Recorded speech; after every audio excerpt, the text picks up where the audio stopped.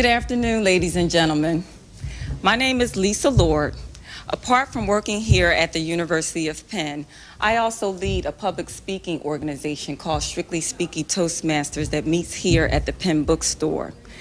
I'd like to thank our gracious host, Kimberly Berry, for allowing us to meet here and for inviting me to introduce two phenomenal women authors appearing here today.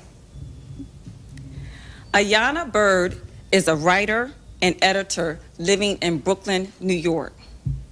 A Phi Beta Kappa graduate of Columbia University's Barnard College, she is an entertainment journalist whose work has appeared in Vibe, Rolling Stone, Honey, TV Guide, and paper magazines. She has appeared on a number of panels to discuss the issue of gender, class, and race, and including appearing at Harvard's Black Arts Festival. Lori L. Tharps is a graduate of Smith College and received her master's degree from Columbia University's Graduate School of Journalism. She also lives in Brooklyn, New York, and is currently employed as a correspondent for Entertainment Weekly. Her work has appeared in Essence, Vibe, Savoy, and Ms. magazines. She is a contributor to the upcoming anthology, Young Wives' Tales, New Adventures in Love and Partnership. Together, Bird and Tharps have collaborated on a unique new cultural history, Hair Story, Untangling the Roots of Black Hair in America. Hair Story explores the unique issue of African American hair and all of its complexities. The authors delve into the history and culture of black hair and explain how something so seemingly superficial has such far-reaching effects. It profiles major black hair icons such as Madam C.J. Walker and Nat, also known as the Bush Doctor Mathis. And it also includes interviews with celebrities such as Tyra Banks and Lisa Bonet, stylish and cultural critics. This book examines the historically loaded terms good and bad hair that exists within black communities. And it traces a unique aspect of American history that people of all races will enjoy as a reference guide for celebrating and understanding black hair. As part of the Penn Author Series here at the Penn Bookstore, please join me in welcoming the authors, Ayanna D. Bird and Lori L. Tharps.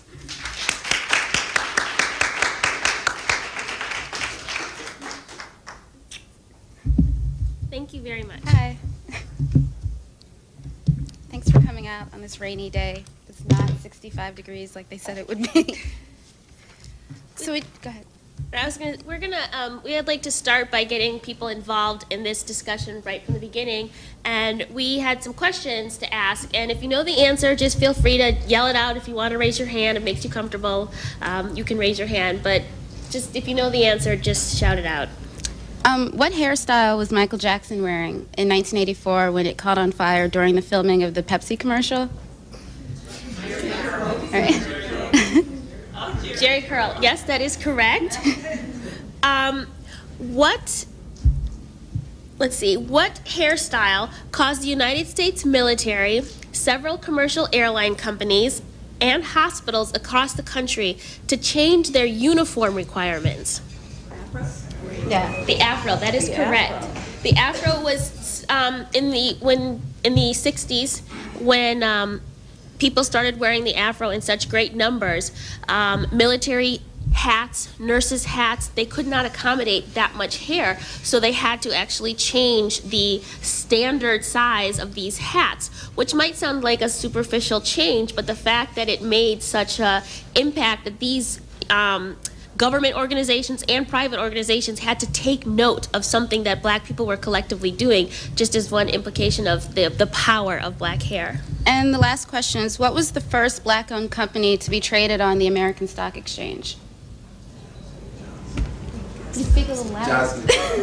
It's Johnson Products, correct. The makers of things like Johnson Soft Sheen, Relaxer, the Johnson Blue. What is the hair grease? That's good. It's a Johnson. The blue grease. I don't know. The jar of blue stuff. Yeah, right. Exactly. So these were some of the questions. These were some of the questions that we thought about and were intrigued by, that kind of got us on this journey of hair. And the way this book started was two separate projects. When I was in graduate school at Columbia, I had to choose a topic to write about for a year-long thesis, and I chose to do a paper on black hair, on the politics, history, and economics of black hair.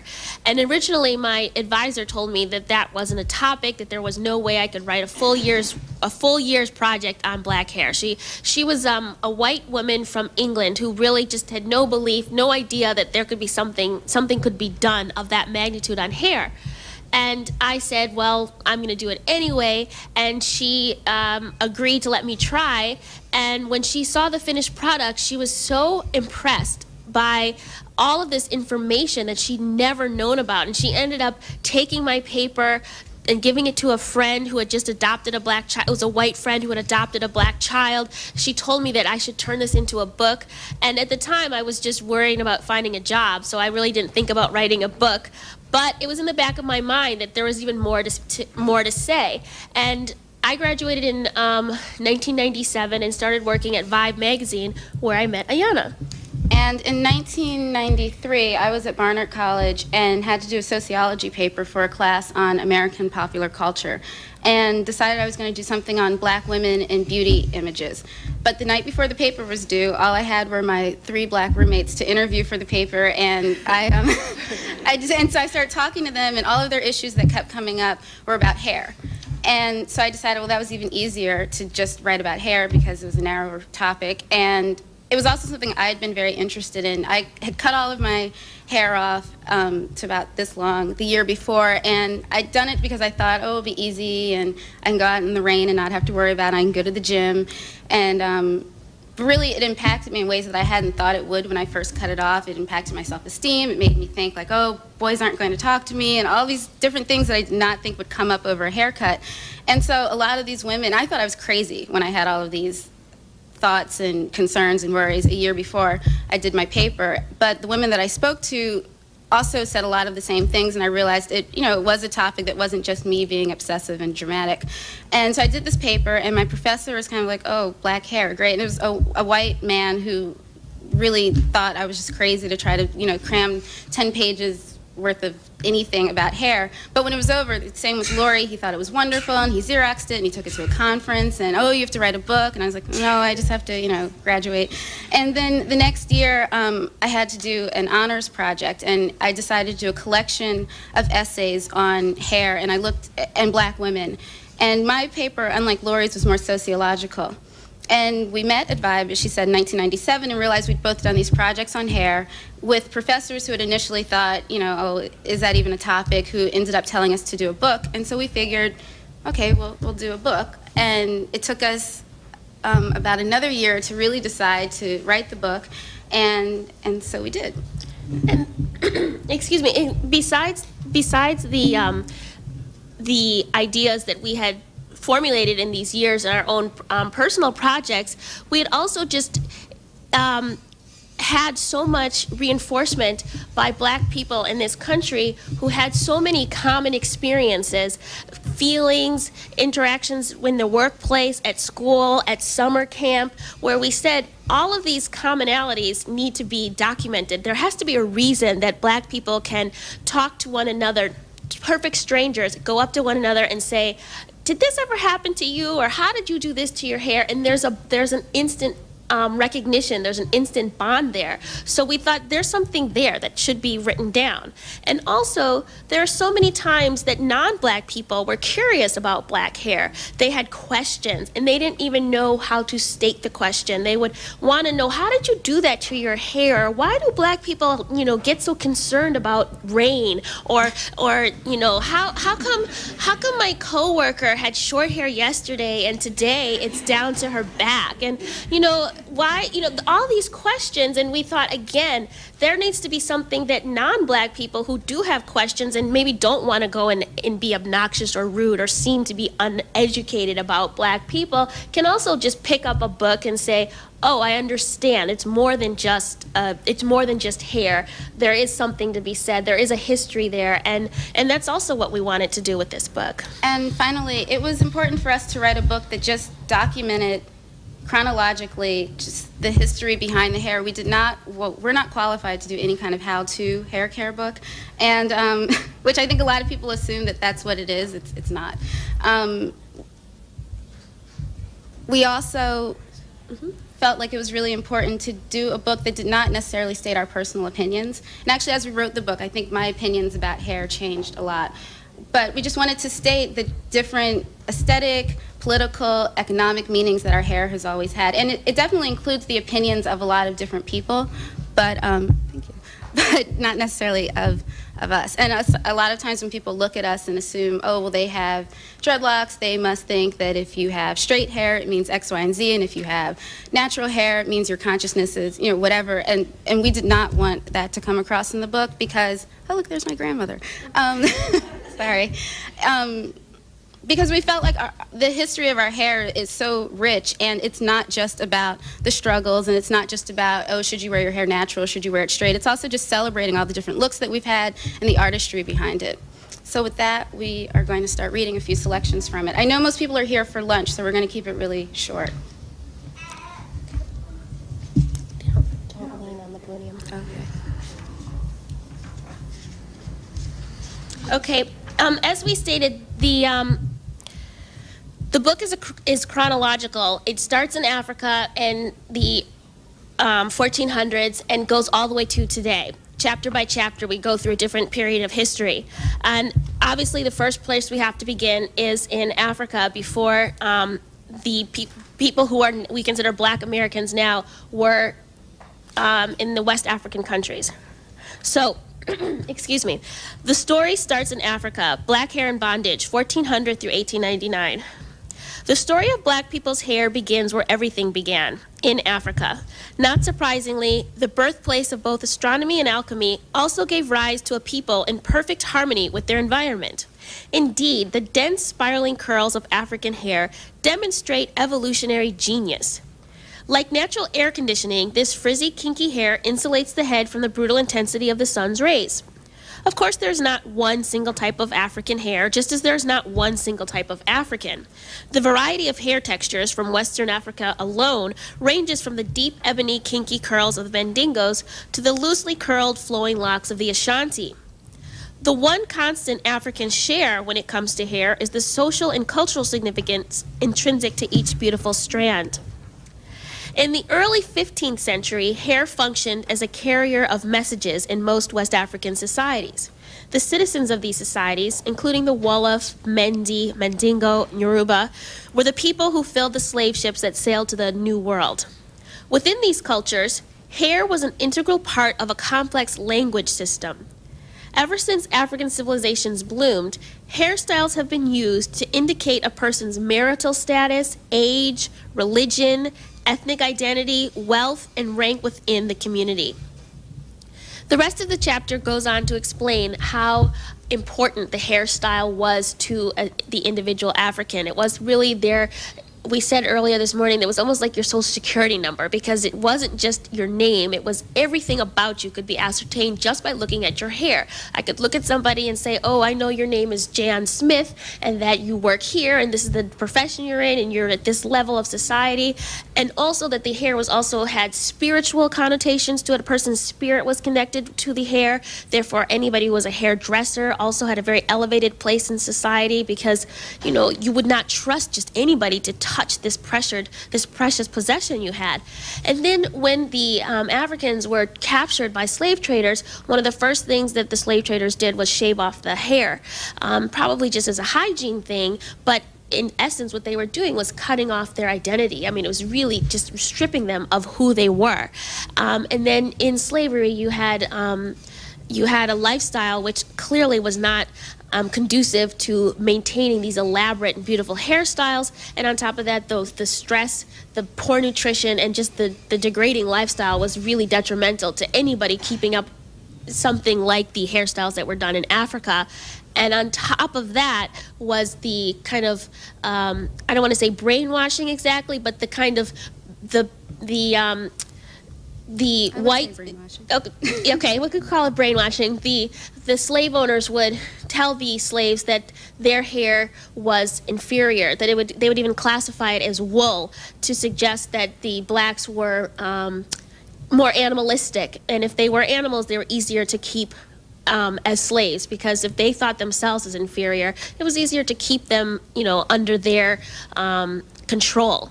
So this was what happened. And then you had blacks, instead of trying to make the elaborate hairstyles of Africa, they were more in trying to straighten the hair and make it look more European. And that's where the transition really happened, from loving and adorning the hair in the traditional African sense to trying to make the hair fit into a European standard. So that's what chapter 1 is, and that's why it's called Black Hair in Bondage. So then we're going to skip to a section on, we have an entire chapter on the Afro. And Lori and I were born in the early 70s, as the Afro was still around, but it was losing its hold. And we both assumed as we were writing this book that, everybody loved the Afro, everybody wore an Afro. I look at old pictures of my family, they all had Afros. But as we learned while we were writing this, it was not the case at all. And the hairstyle also, while it started with very political roots behind it, no pun intended, it definitely really transitioned into more of a fashion statement. So the opening of that chapter, and the chapter is called Revolutionary Roots, Naturals, Afros, and the Changing Politics of Hair, 1965 to 1979. In 1964, Philadelphia artist Samuel Roosevelt was an 18-year-old Air Force airman, first class, stationed in the Philippines, and he had a problem. After a number of fruitless searches and some unfortunate haircuts, Roosevelt was unable to find a good barber. His solution was simply to let his hair grow. Upon release from the military in 1966, Roosevelt and his uncut hair returned home to Philadelphia, where he was promptly made fun of by friends and family. They told me that I looked a mess and needed to go and do my hair, Roosevelt recalls. Then less than a year later, they were running around with Afro picks, trying to get their fros higher and acting like this was how they had always looked all of their lives.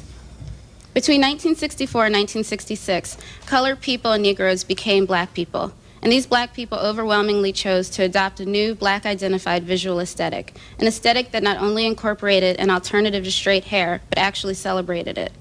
In the mid-60s, black hair underwent its biggest change since Africans arrived in America. The very perception of hair shifted from one of style to statement. And right or wrong, blacks and whites came to believe that the way black people wore their hair said something about their politics. Hair came to symbolize either a continued move toward integration in the American political system or a growing cry for black power and nationalism. Many African Americans began to use their hair as a way to show a visible connection to their African ancestors and blacks throughout the diaspora. It was an era in which hair took a prime spot, right next to placards, amendments, and marches, and defining a black identity for the world at large. And I think some 20, 30 years after the Afro, looking back on it and its significance, I think the two most important things about it was that, one, it was the first time that black people collectively showed that they, well, not this, but, an Afro was what their hair really looked like underneath the perms and the straightening combs and wigs and all the other things that we were doing. It was also important because it was the first time that hair was a political statement that we were consciously making. Whereas today, I think a lot of times we do things to our hair because we like it, whether it's straight hair or braids or weave or whatever we do. A lot of times we assume, well, I'm just doing this because this is how I like my hair. But other people are still reading all these political things onto it. And it definitely, I think, began with the Afro. And the last section, I can't lean. Excuse me. The last section we're going to read is from the 80s, the beginning of the 80s chapter, which we call Politically Incorrect. black hair's new attitude. And this is from transitioning from the afro, where the hair was so political and so meaningful, to a point where the hair became devoid of any political meaning, and it really became a matter of style. And it was almost as if people were trying to put the afro as far behind them as possible and doing straight styles. And if you remember Patti LaBelle, she kind of stands out as a prime example. You always were wondering how high her wings were going to go, but she just kind of stands out as that time. That's what people were really just going for. It fit with the decade of the me decade of the Reaganomics and everything else that kind of symbolized excess in the 80s. But the interesting thing was that the decade started 1979 with the movie 10 and a woman named Bo Derek, who made a big splash in the black hair community with cornrows. Excuse me. In 1979, Bo Derek made the movie 10. In it, she wore her hair in cornrows with beads on the end, the same style that Cicely Tyson had worn more than a decade earlier. By 1980, on the pages of Time and Newsweek, and in the lexicon of the population at large, cornrows had come to be known as bow braids. Even those mainstream publications that took the time to note the African roots of the style seldom included photos of black women wearing them. Some like to point to Bo Derek as an example of America's embracing a multicultural, more inclusive beauty ideal. The response was not favorable on all fronts, however. The African American community, and black women in particular, saw it as adding insult to injury. Quote, "I saw danger in Bo Derek," remembers Ms. Magazine's Marsha Gillespie. What offended me was that it was bad enough that they were going to tell me that she was the most beautiful woman in the world, but then to put her in cornrows as if to cover all the bases? After years of being seen as the anti-beauty, black women now had to face something that was essentially stripped of its historical legacy and only given a claim after being adopted by a white blonde woman. In an interview shortly after 10's release, Roberta Flack, who had been wearing her natural hair braided for some time, expressed her anger. Quote, "Black women were wearing cornrows long before Bo Derek," unquote, she told the Christian Science Monitor. "I took issue that whites made such a big thing about Bo Derek and cornrows. I can see this Bo Derek doll going out, the 10 doll with braids, and they'll make a zillion dollars off of it," unquote. In a Jet magazine article headline, "On a scale of 1 to 10, blacks rate angry over Bo Derek's hairdo fad. Stylists, celebrities, and other black women and men echoed Flack's statements. Blacks overwhelmingly felt as though a cultural legacy had been literally whitewashed." So that just kind of goes to the question that we are often asked: is hair political? Is it still political? And people always want to think of black hair being political as just the 60s, as the afro, that was the political time, and then it just stopped being political. And this is just another example, is when we talk about cultural misappropriation, when we talk about black people straightening their hair and trying to look white or non-black people wearing traditionally black styles. We even in this chapter we talk about dreadlocks as well, and we get into can black people co-opt a style that's not black Americans. That style wasn't a black American style. It was more of a traditionally Jamaican style, and it's not even Jamaican necessarily. There's roots of dreadlocks in Asian societies from centuries ago. So this was when the discussion of black hair being political, it covers so many different realms. And this is where a lot of times non-black people don't understand why it can be considered so political. When we talk about the business of black hair, we do a chapter on that as well. And a lot of major manufacturers, non-black ones, they make bids to purchase companies and don't understand the outroar, the way that the black community will respond when a white company makes a bid to buy a black company, because it's never been just hair, even in the business of black hair, which is a multi-billion-dollar industry today, and it has always been a very thriving business, and there always has to be explanations why hair is political. So the rest of the book, after the 80s chapter, we talk about we have a separate chapter called The Culture of Black Hair, where we try to explain what it means to live in America with black hair. We talk about the language of black hair. We talk about the rights and rituals of growing up with black hair, the technology, the tools, all of these things that if you are a black person in America, you probably understand what we're talking about. Or if you have access to the black community, you also know what we're talking about. But if you don't, which is a lot of the rest of America, you have no idea what we're talking about, and that's why we try to write it down and explain it. And in the last chapter, we kind of do a state of where we are today with black hair in America. So we wanted to open it up for questions, comments, suggestions. Yeah. Testimonials. There's one in the back. You spoke about the military. I was in the Army from 1968 to 1993. So I went through that phase when the hair was a big issue. Did you interview military personnel? Because just recently did the military change its documents on how black hair could be worn, because during the Desert Storm, it was more practical for women to wear their hair braided. However, they got in a lot of trouble because it wasn't in the regulations that it was authorized. Oh. And a lot of women were punished. Really? And, we And didn't then know there were that. like white first sergeants that would say to women, "I find your hair offensive." No, we didn't. I'm learning about this.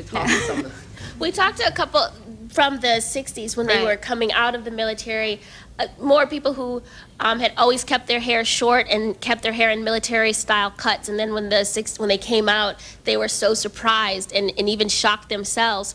One man we interviewed in the Midwest, he was in the Navy, and he remembers seeing the afro, and he had been indoctrinated, if you will, to believe that that was a good hairstyle, you know, keep it short. And when he saw that afro, he with all his military training, he was really like, that's a bad thing. It's a horrible thing. It's not right to have your hair looking that crazy. So those are the military people we spoke to were more from were more 60s. Right. Yeah. Yes. I'd like to know how you would classify the hairstyles today. In particular of the young crowd, I think it's very unique, and someone else coming from the old school, I think, doesn't understand it, black or not black. I think you have to be really careful answering that because it's so regional. Living in New York, I think I have a definite idea that, oh, everyone's just kind of doing whatever with their hair, and they'll have, you know, a long weave on Monday, and they'll have dread extensions by Friday, and it means the same thing to them. But then when we travel or when I just talk to people from other parts of the country, I realize that's not necessarily the case. Young people, I think, have always been the most creative and daring in what they'll do with their hair, and a lot of that is, first of all, they have a lot of time, and they don't necessarily have to get a job. Someone's supporting them, so they don't have to really worry about how their hair is going to be read. I think today, more and more people there's definitely way more natural styles, and there are also a lot of, you can get dread extensions, you can get an afro weave. You can get, so like there are all these combinations of things, whereas in the past, if you had an afro, you weren't even thinking about getting a weave, and it meant two totally different things, and now people are mixing those things up, and you have women who are wearing straight hair and wigs, and it's not a secret. They're like, yeah, you know, my hair is pink and here today, and it's short pixie blonde cut the next day, and it's fun. I think hair is a lot more fun. I think that we have we have more public figures who wear a diversity of hairstyles than we ever have in the past. I mean, there's still definitely way more women with long, straight hair in the public. But, you know, there's even Halle Berry with her short cut, and Lisa Bonet and Lauryn Hill, and even men, Maxwell, D'Angelo, I mean, Allen Iverson. There's a lot more diversity. I think not the problem, I think the issue today is that people are doing things just for fun or just because I like it. But then, you know, my stepbrother had cornrows for a while, and he had a hard time getting a job after school.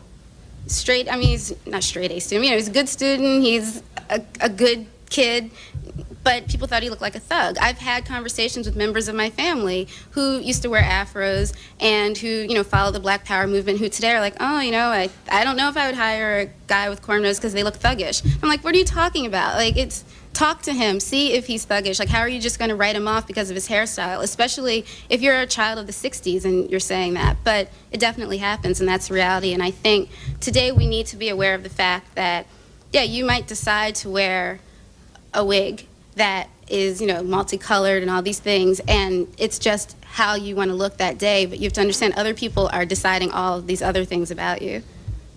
So you wouldn't classify some of the radical hairstyles like, I can't think of his name, sometimes when they wear the plait sticking out, straight out to the side, you wouldn't classify that as a political statement? Are you talking about Busta Rhymes? Busta Rhymes. And then the Nazis and the... I don't think they're, well, with Busta Rhymes, I don't think he's a celebrity. So I think the things that they do are not necessarily, I mean, I don't think anyone's asking Gwen Stefani if she's like relating to the punk movement because her hair is pink and, you know, doing these different things. I think celebrities kind of do what they decide to do, unless they really... To get attention, and because they can. Because their livelihood, it actually will probably be helped along if they look different from everyone else.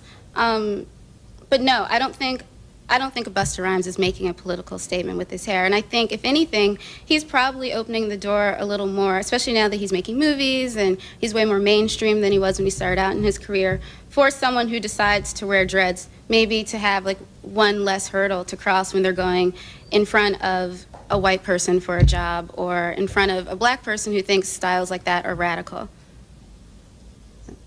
Is there any fashion of wearing bandanas that hide the hair completely?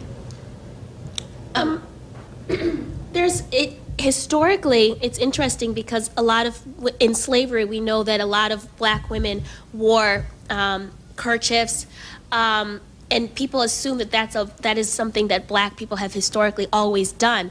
When in fact, in our research, we found that it was because the hair was so glorified in Africa, covering it was something that people did not do. I mean, it was not something you wouldn't cover your hair. It was your identifier, so you would not put something on it. And in slavery, people covered it more out of shame or just because they didn't have time to, they didn't have time to do something to it. So today it's interesting when you see people saying they're reclaiming their African heritage by wearing a kerchief. That's not really true, although there are other African nations where you have head wraps and things like that, but that's, again, it's just a type of, I think, black Americans' ability to be creative and expressive. And of course you see young people today, boys and girls wearing bandanas, headscarves, and again, I think that just points to our creativity and in incorporating different looks. And you look at celebrities too. I mean, something like Erykah Badu, who took her bandana to the 10th extreme, but still that kind of led the way for people to, make it shorter, smaller, but still the idea that, we can incorporate head wraps with beautiful cloths, beautiful colors, and for men who don't want to go all that way, but still they too can incorporate that look into their fashion sense. I think there's a question back there. I just wanted to say, I'm glad you noted that. There is, from what I understand, there is a tradition of wrapping the head in West Africa, and that just the style of wrap also, along with the hair, indicates a certain status, marital status, that there's specific ways in which you wrap, which means certain things. But first of all, I just wanted to tell you both that you're beautiful. Thank you. And yeah.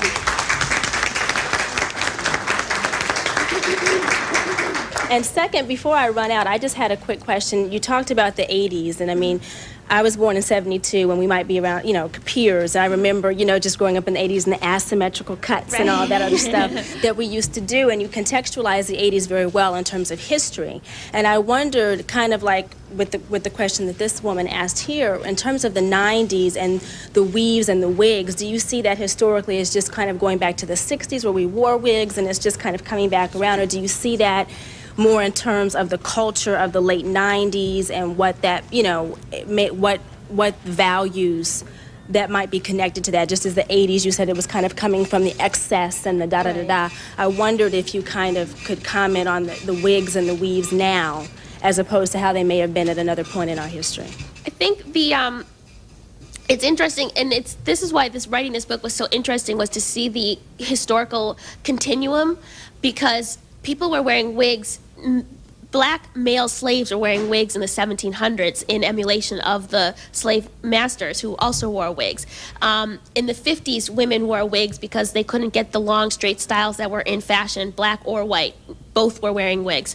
In the 20s, actually, women who had managed to grow really long hair when the flapper styles came in started wearing short wigs because they refused to cut their hair, but, you know, they wanted to look in style. So then in the 80s, when weaves became very popular, the idea was you can wear a weave and get that long hair and not let anyone know that you're wearing a weave. There was definitely a secrecy about wearing a weave or a wig. You didn't tell anybody.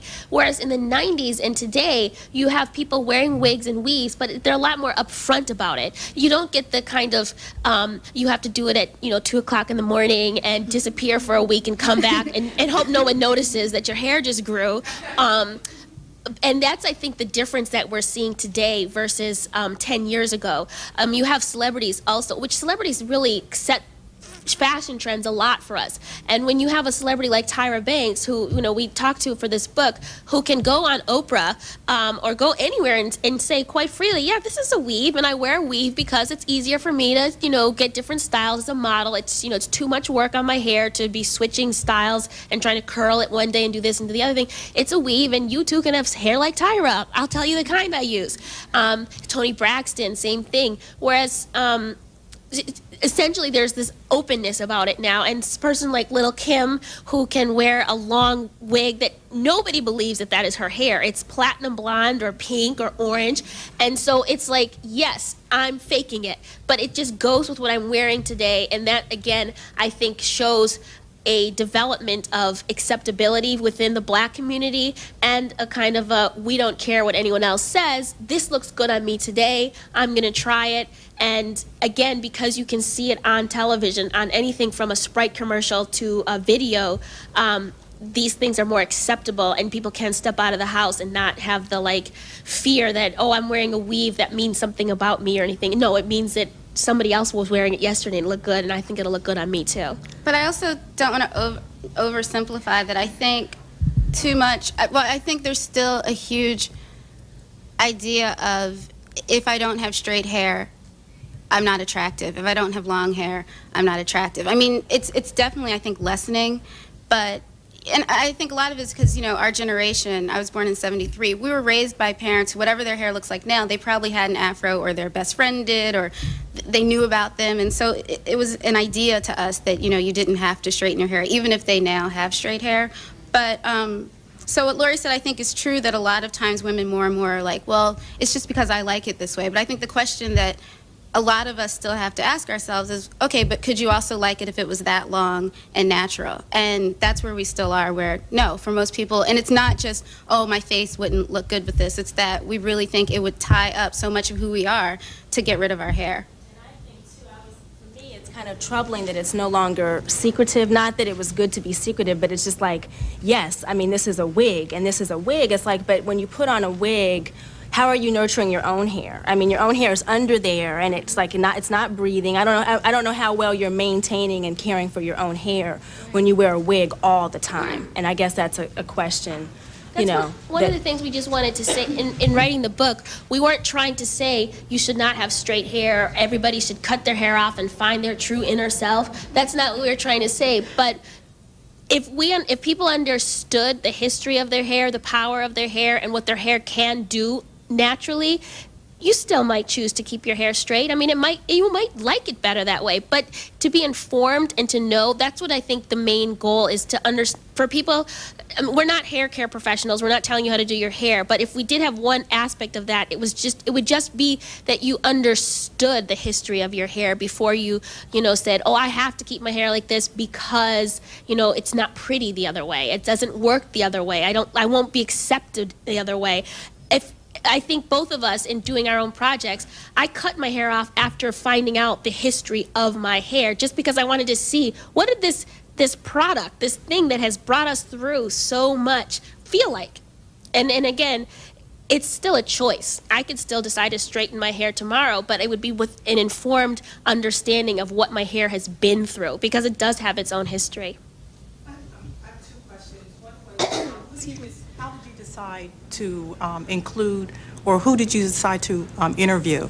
How did you make that decision in terms, when you're saying there was Lisa Bonet and other people that you had interviewed? So I wanted to know a little bit about the process in that. Then you mentioned some really interesting facts about blacks in 18-something wearing wigs. How did you find that body of research? Was there a lot of it, or did you have to sort of like dig and dig and dig to find facts and to find this information? I'll do the second part. Okay. The first part. The answer to your first question, when we first decided to do the book and we had a proposal of, we want to travel here and we want to talk to these people, as any first-time author would probably tell you, it was really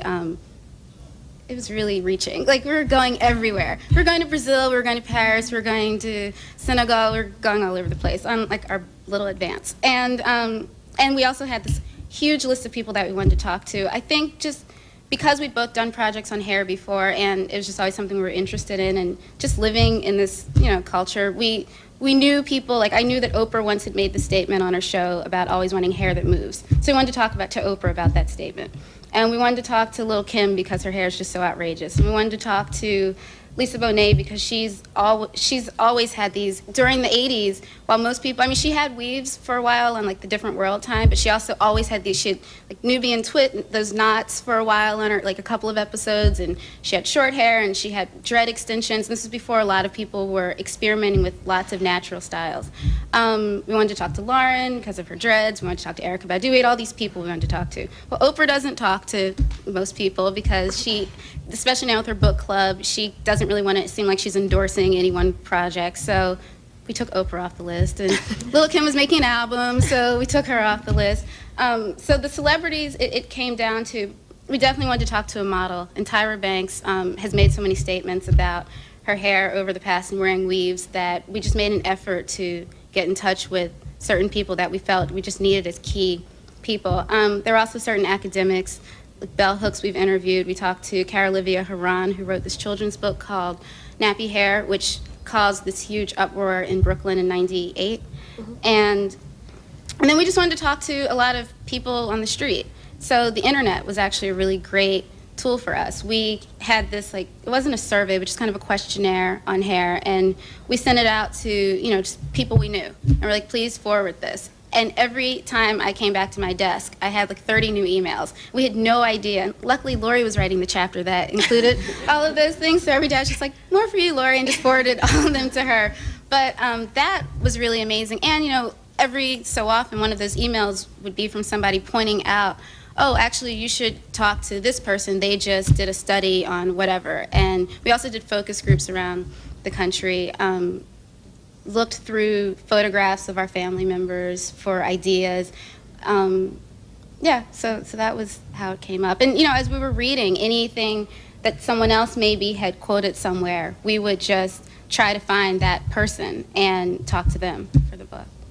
And then your other question about finding out information about wigs in the 1800s, actually the 18th century, 1700s, that was the hardest part of doing this research, in that this book has never been written before. Nobody has taken well, maybe they tried to and couldn't put it together for whatever reason, but there wasn't a document, there wasn't one body of work that said, this is what black people have been doing with their hair since the beginning of time. So we had to do things, we basically went to first-person sources. We looked at European explorers' travel logs and their diary descriptions of what Africans were doing with their hair. We looked at runaway slave posters that described in very detail, slave missing, looks like this, has hair like this, wears their hair like this.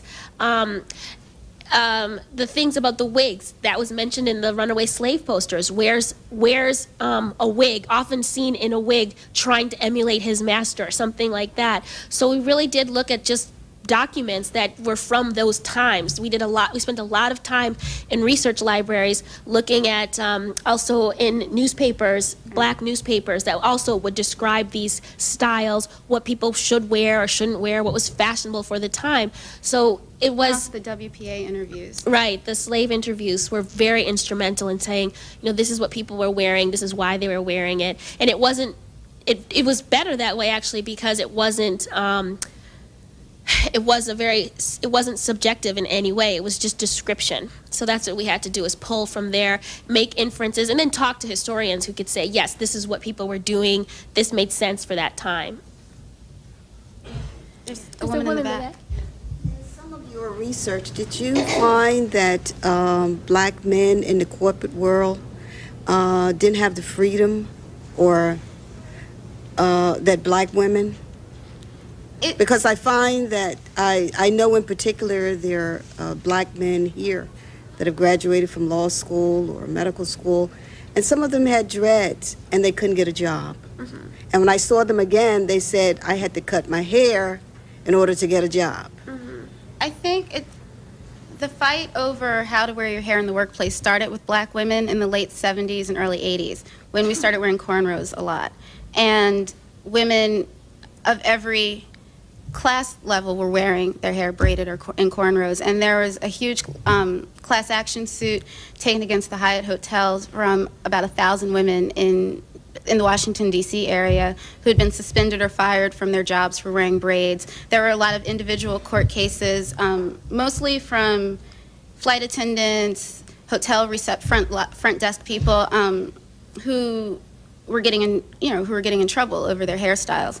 And the EEOC actually, in a lot of those cases, went in favor of the women, saying that their hairstyle was part of their culture, it was a cultural legacy, and they should be allowed to wear it as long as it was neat and presentable, which of course gets into other issues of, who's going to decide what's neat and presentable. But that opened the door for women to have a lot more choices, I think, of what they could wear their hair like. Even though we still, earlier we did a radio show, and a woman called in and she wants to cut her hair. She's straight, relaxed hair now, and she wants to cut it to a natural and eventually grow dreadlocks. She works in a very corporate culture, and she's nervous about how that's going to be taken. But men today, I think, face a lot more problems than women with dreadlocks, not just in corporate settings, but also in the service industry, messengers, bank tellers. Who are interfacing with corporate clients sometimes. And there are actually a number of lawsuits that men have brought out now. And it goes back to what I was saying earlier about how I think for most of these men, if you ask them, they like dreads. And the reasons might be a mixture of just, aesthetic choice with cultural choices, but they probably weren't trying to take on, their employer whatsoever when they weren't making a big statement. They were doing what they thought was attractive for their hair. And yet they're still faced with all these issues that I think a lot of us thought, maybe we'd moved past. Yes. One question too. What is it that you come away with a book that probably shocked you the most in your research? And I do agree with you that a lot of times you do make those hair decisions on where you are working it with your employer. Because I remember when I used to work in the corporate world, I came with not braids. When I got comfortable enough there and established myself, I put my hair in braids. I remember the night that when I came to Penn for an interview, because I did not know who was interviewing me and what their thoughts might be about me, I just got my hair braided, stood up all night long. I had girlfriends come over, took the whole braiding hairstyle out because I wasn't sure who was going to interview me and whether or not my braids were going to impact their decision. I'm sorry, I'm sorry. When you came away with your research, what was it that either reversed a belief or an assumption that you had about black hair that you learned that was totally just... Do you understand? I think for me, the part that was so amazing to me was the chapter that we did on the business of black hair. I think I wrote in the chapter, it was kind of sarcastic of me, but I wrote, not every black person was a slave picking cotton in the South during slavery, because we found that there were many, many, many black men and women, in some cases, more men than women, but who were able to prosper during slavery by being barbers. And they were barbers for white people. The black barbers were the ones who were leading the field of blacks and white in terms of being the most innovative and offering the best services in salon services for men and women. And in fact, it was black men from the islands who were the most sought after hairstylists, because the islands were mostly European owned, so they were considered to have, they were supposed to be the best, knowing the most about European fashion and style. And since all the Americans, the American colonists, they wanted to be as fashionable as the Europeans, they were like, get me one of those men from, the French West Indies. I want him to do my hair. And they made enough money. These black barbers, some of them were slaves, would work enough to buy their own freedom, and then buy the freedom of their loved ones, their family members, or buy their own slaves if they wanted to two black barbers were the founders of the first black university. Wilberforce University was founded by the funds of two black barbers. So to me, finding out that hair, granted it was doing white hair, but still black people in the hair industry during slavery were able to build, to start this legacy, this foundation, and pour money back into the black community. That to me is incredible, and that they were able to hold on to this business until today, where we have a multi-billion-dollar, it's about a $12 billion industry today. To me, that blew my mind. I didn't realize the economic power of black hair, and that it started in this country as soon as black people got here. Were they originally brought here as slaves? Well, officially they were indentured servants, but they were quickly made into slaves after about 50 years. Let's see. Your Well, aha moment. I think the biggest thing for me was actually it just changed my own opinions on different hairstyles that I maybe see every day on the street or on the subway. I used to always judge a hairstyle by would I do it to my own hair. There's a whole lot of things I would not do to my own hair, so I didn't really appreciate them, or that's crazy, how could they go out of the house looking like that? And over the course of, and I didn't want to put that idea into the book, but I had it. And as I did more research, as I read, because Lori and I split up writing the chapters, as I read her chapters and as I was researching my own, I just came to have such an appreciation for our hair, and not just in its natural state, but just the artistic things that we do with it. And, you know, some of the most artistic works of art are straightened hairstyles, like the things that you see in hair shows. And this year, like the woman who won, I mean, the style that won the big hair show in Detroit was a helicopter. I mean, no one's walking down the street with their hair in a helicopter, but it's still, you know, it's... But for me, it was just learning to accept and have such an appreciation for all of the different things that we do with our hair. And someone asked us once, you know, who do you think are great hair, has great hair? And one of the women I said was Little Kim. And she kind of looked at me shocked because I think she expected me to just run off the list of every natural hair person in the public eye. And I love Little Kim's hair. Like, I love all the daring things that she will do with it. I love that she does not try to act like it's really her hair, and that it's fun. Would I ever do that? No. But so for me, that was just having the appreciation for our hair, not only so that you can make informed choices about what you do yourself, but just to appreciate, you know, what other people are doing. And also, one small thing that I learned is that Madam C.J. Walker did not invent the hot comb, which Lori knew. She'd learned that from her master's thesis, but I didn't know that. And the fact that everyone knows her name, and people either know her as the first self-made female millionaire in the United States, or they condemn her for, oh, and she gave us the straightening comb. And I'm like, actually, she didn't. I mean, she introduced it to Black America, but, you know, it had been around. And if someone else had just picked up the Sears and Roebuck catalog that it was available in and noticed that it probably worked for our hair, you know, they would have done it. So those were two things that I got from it. And how are we on time, actually? How are we on time? Great. Okay. This gentleman. I got here late, so maybe you discussed it. So if I did, I'm sorry. But did you talk in your book? Do you talk about the politics of hair within the group? Within the Black community? Yes. Yeah, you can. That's something that we wanted to.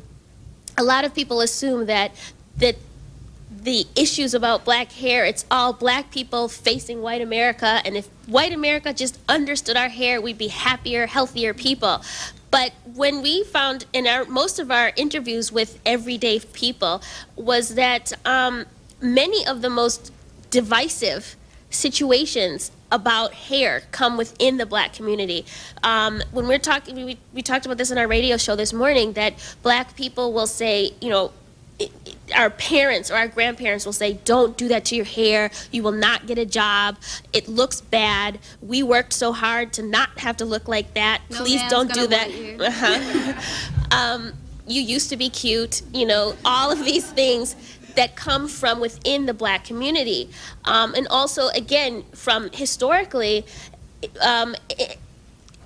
it started with Black companies even saying, the barbers who I was just speaking about, the Black barbers who were who were excelling during slavery couldn't do black hair. They couldn't do the hair of their own brethren, if you will.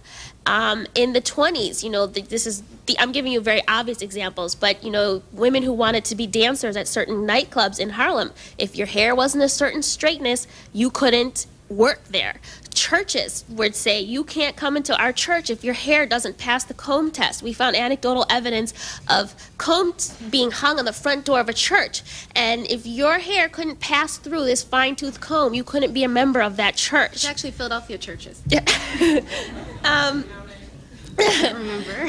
But, so yes, the politics of black hair within the black community, I think, would probably astound most non-black people because, again, the politics come from within our community of, historically saying, you will get ahead if you look like this. You will be left behind if your hair looks like this. And whether it's people championing that because they just care about you and want you to be able to get ahead, or people really taking that to heart and saying you are no good if your hair looks like that. It really does come, I think, from within the black community. So that's not to say that non-black people don't have their own issues or misbeliefs or misconceptions about hair, but I think the political real arguments and divisiveness comes from within. And again, which is why we want everybody to read our book, then give it to your grandmother and have her read it too.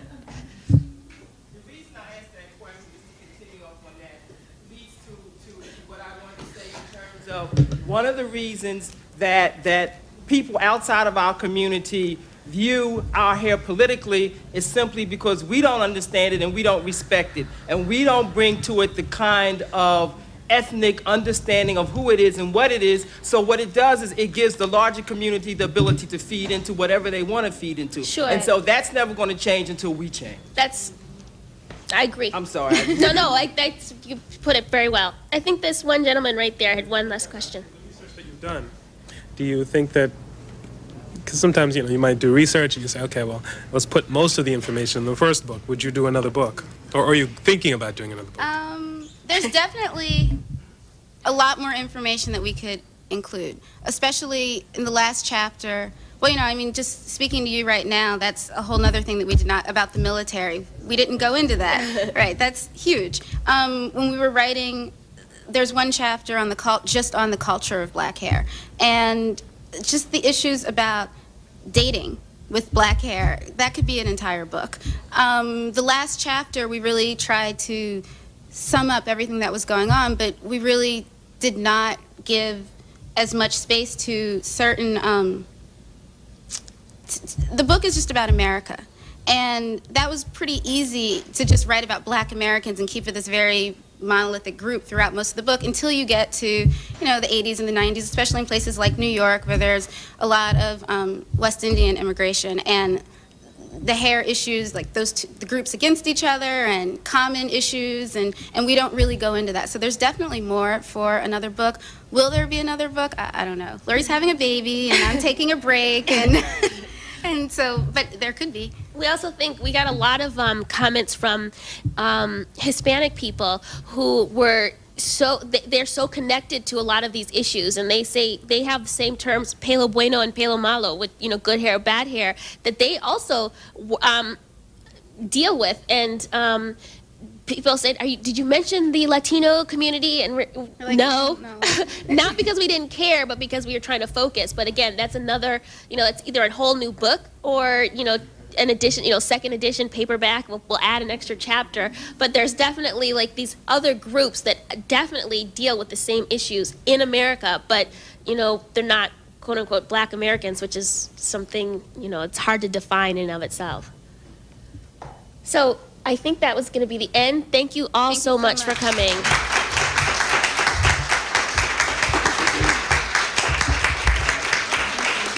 Lori and Ayana, on behalf of the Penn community, I want to say thank you for coming out. Thank you. It was very interesting, and I think you will all agree with me that this is a very intriguing book, and the authors are going to join us for a while to sign some copies.